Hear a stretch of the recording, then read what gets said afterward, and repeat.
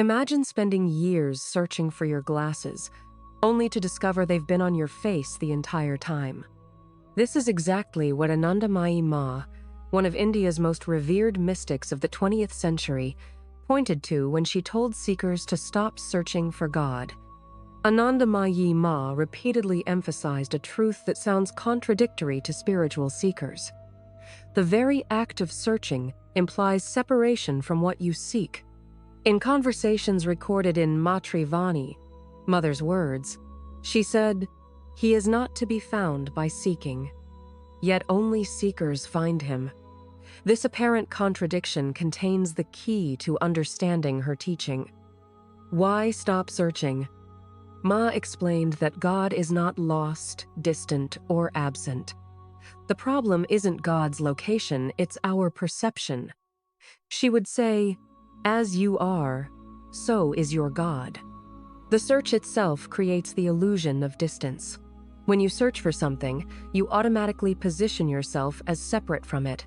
You become the seeker, and God becomes the sought.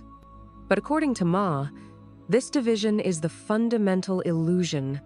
In words of Sri Anandamayi Ma, compiled by Atmananda, she stated, "This unbroken awareness of one's identity with the Supreme is indeed the highest state. You cannot search for what you already are." Ma often used the metaphor of ocean and waves. She would ask, does the wave need to search for the ocean? The wave is the ocean, temporarily appearing in a particular form. She taught, your true nature is one with God. When you realize this, the question of seeking does not arise. What should we do instead? This is where Ma's teaching becomes practical rather than passive. Ma didn't advocate spiritual laziness. She said, in whatever you do, you should not lose sight of the One.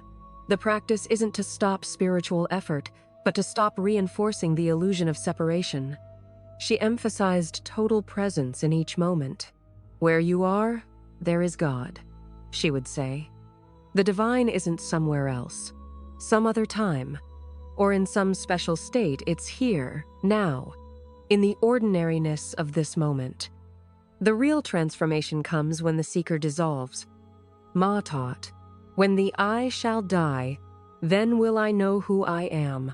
This isn't philosophical. It's pointing to a direct shift in identity, from the limited self to boundless awareness. Anandamayi Ma revealed something that challenges our entire approach to spirituality. The search for God is God searching for himself through you. In Death Must Die by Ram Alexander, she is quoted as saying, "Everything is he, and he alone exists." If this is true, and Ma lived as if it were absolutely true, then who is searching for whom? Ma's teaching doesn't mean abandoning spiritual practice or living carelessly. She herself was devoted to spiritual disciplines, but she operated from a different understanding. Practice doesn't lead to God.